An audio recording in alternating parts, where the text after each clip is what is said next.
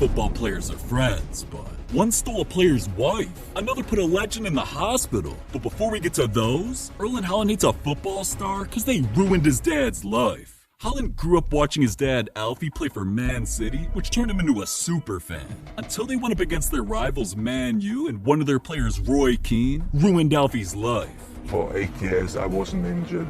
Coincidence or not, that was my last 90 minutes in England. Is that a coincidence or isn't it? I haven't played a full 90 minutes after that incident. And that's the hard fact. He literally Jackie Chan, dude. The dirty play was obviously intentional, because when Roy got kicked out the game, he trash-talked Alfie and said, "I'd waited long enough. Take that, you c***."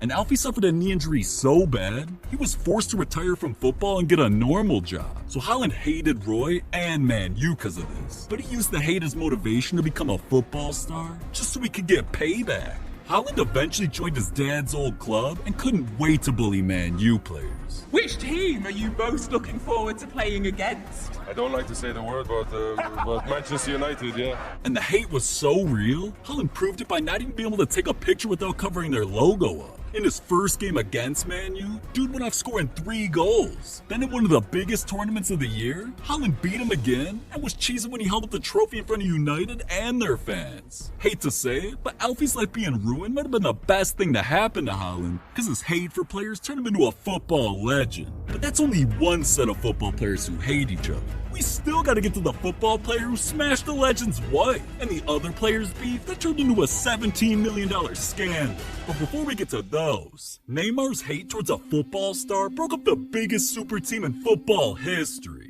And ironically, it wasn't even beef at first, because when Neymar joined PSG and the club brought in another football star, Kylian Mbappe, 2 of the world's best on the same squad seemed like a winning formula to everybody. They were hyped to be teammates and even became best friends. From doing commercials together to kicking it off the pitch, these dudes even celebrated all their goals together. But as soon as Mbappe started becoming a better player than Neymar, their friendship turned into a battle of egos. When Mbappe took over the spot as PSG's penalty taker, Neymar hated it because he felt he was better at those shots. Peeping the stats, in Neymar's career, out of 89 penalty shots, he only missed 15. In Mbappe's career, he'd only taken 36 and already missed 7. It was obvious that Neymar was better and had a legit reason to be salty, but his saltiness led to things getting heated during a match when Mbappe stepped up for a penalty and choked. Neymar was so pissed, he refused to let Mbappe take another. PSG won. Things apparently turned into a dressing room altercation between the duo.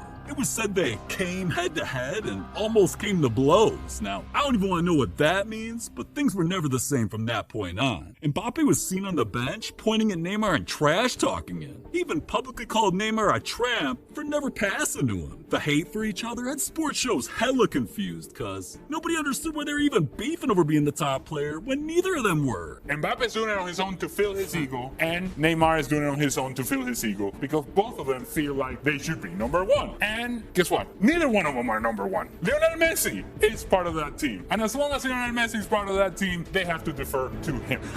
And that bald dude's right. Messi is literally Jesus.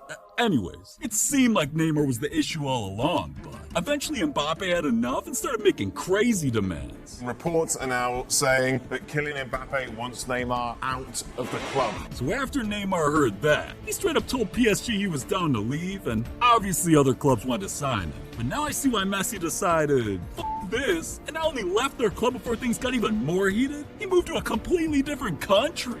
This drama was so out of control, it really broke up one of the biggest super teams in football history. But what Karim Benzema did to a football player didn't only get him hated, it got him jail time. The case started back in 2015 when Benzema was teammates with Matthew Valbuena. Police were investigating random text messages that Valbuena got, where criminals threatened they'd leak a dirty video he filmed if he didn't pay him a bag, and obviously didn't want that to get out. Valbuena asked his teammates for help, and Benzema suspiciously encouraged him to just pay the blackmailers off. The police found that weird though, so they tapped Benzema's phone, and that's when they heard a disturbing conversation. He's not taking us seriously. Do not worry. He has no choice. I'll make him understand. He will pay. So with Benzema admitting he was involved, the police went after him and eventually the situation made its way into court. Karim Benzema has been found guilty of complicity in the attempted blackmail of former France teammate Mathieu Valbuena over a sex tape and sentenced to a 1-year suspended jail term by a court. It made no sense why Benzema was involved in such a petty crime and trying to scam his own teammate. Because Benzema was actually involved, his own country lost trust in him, and they kicked him off their national team. Eventually, Benzema and 4 other friends were convicted, so the hate between Benzema and Valbuena has never gone away. But that entire situation only cost Benzema a few years. Cristiano Ronaldo hates a football legend because they cost him $17 million. The hate began when Ronaldo joined Man U because when he came in, the club started playing like ass. So Man U hired a former football player and legendary manager, Erik ten Hag, thinking this would make a huge difference, but not only was dude a Messi fan, he began putting strict rules in place that seemed like he was only targeting Ronaldo. First, ten Hag randomly said he wanted to control what Ronaldo was putting in his mouth. He banned all players from using personal chefs, something Ronaldo had for over a decade. Now, he was forced to eat at Man U's lunchroom, but that was only the beginning. When Ronaldo started pulling up to the team facility in supercars and had fans and paparazzi swarming the training ground constantly taking pics of him, ten Hag felt Ronaldo cared more about going viral than actually practicing, so dude banned supercars and forced Ronaldo to drive a company car that would cause less attention. At that point, Ronaldo was already hating ten Hag, but things were kept quiet until an important match when somehow Ronaldo was benched for the game. Ronaldo was pissed, but apparently he was benched because of his ego.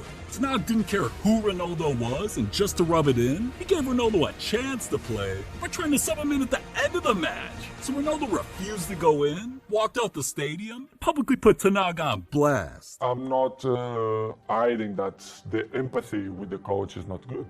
I'm honest. You don't have a good relationship with him. The empathy is not good. Do you think he respects you? I think he don't respect the way I should deserve.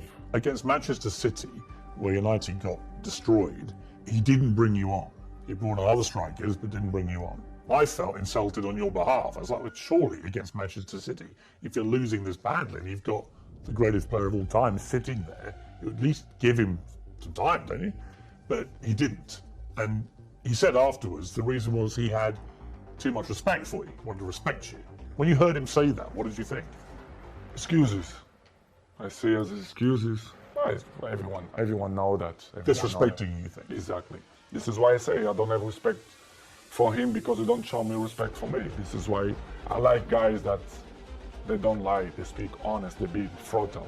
And I'm not negotiate my morals. Yeah, Ronaldo wasn't gonna let any man boss him around, even his own boss. And after publicly admitting his hate for that bald dude, Manu and Ronaldo had a conversation about him leaving the team, and they agreed to terminate his contract early, which lost him over $17 million. Damn, it's all good though. I mean, Ronaldo probably made that back in a couple weeks. But Kevin De Bruyne hates a football legend because they clapped his wife's cheeks. These girls are always messing things up, man. Even an ugly ass thought like this. Well, Kevin ain't any better, so I thought they were the perfect match, but it wasn't long before things took a horny turn. Because Kevin became great friends with a football legend, Thibaut Courtois, when they paired up on the Belgian national team. To the public, they seemed like sidekicks. But behind the scenes, Thibaut became a side piece when Kevin's wife took a trip to the same city he was in and slid in his DMs to meet up. Now, I'm sure you can guess what happened next, but if you can't, the news exposed everything. Kevin's wife cheated on him with his best friend, and she blamed it all on Kevin. She embarrassed him by saying, "That evening, Thibaut offered me what I had not received during a 3-year relationship with Kevin. This man must really know how to lay pipe." But she also claimed Kevin apparently cheated on her with her best friend. This was all to get back at him. Either way, Kevin was devastated and obviously didn't want his boy sloppy seconds, so the marriage was ruined, the hate began, and not only did Kevin take his anger out on Thibaut whenever he faced him by scoring absolute bangers, Kevin De Bruyne! One of Manchester City's biggest players with one of the biggest goals of the season! you could tell Kevin hated Thibaut by how fast he went from happy to pissed when he packed the dude in FIFA. Man, Kevin can't even play video games without getting flashbacks of Thibaut hitting it from the back. I'm just surprised Kevin didn't do what Zlatan Ibrahimovic did. Cause this dude hated another player so bad, he put him in the hospital. But listen, Zlatan didn't make the first move though, cause while he was playing for Juventus and went up against his rival Inter Milan, their star player Marco Materazzi hated Zlatan and literally tried kicking him out the game. Favorevole. La discesa di Ibrahimovic contrastato fallosamente da... That tackle nearly blew Zlatan's knee out. And to be honest, I don't know how dude could even walk after that. But the adrenaline had him wanting to stay in the game to get revenge. Until Zlatan's manager subbed him off so he didn't get injured even worse. Zlatan was never able to get over Marco though. He needed revenge. And 3 years later, when Zlatan made his way to a new squad, he finally got his opportunity, but Marco got the party started again.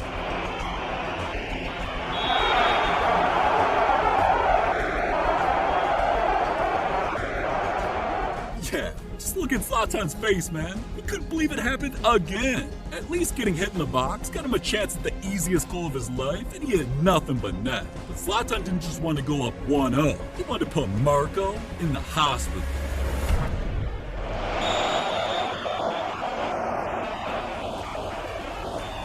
Oh my god, Zlatan turned football into the UFC. With a kick to the chest and an elbow to Marco's head, it was man down. Marco was rushed to the hospital. And afterwards, all Zlatan could say was, I hit him with a taekwondo move, I sent him to the hospital. And when he was asked, why would you do that? Zlatan said, I've been waiting for this moment for 4 years, that's why.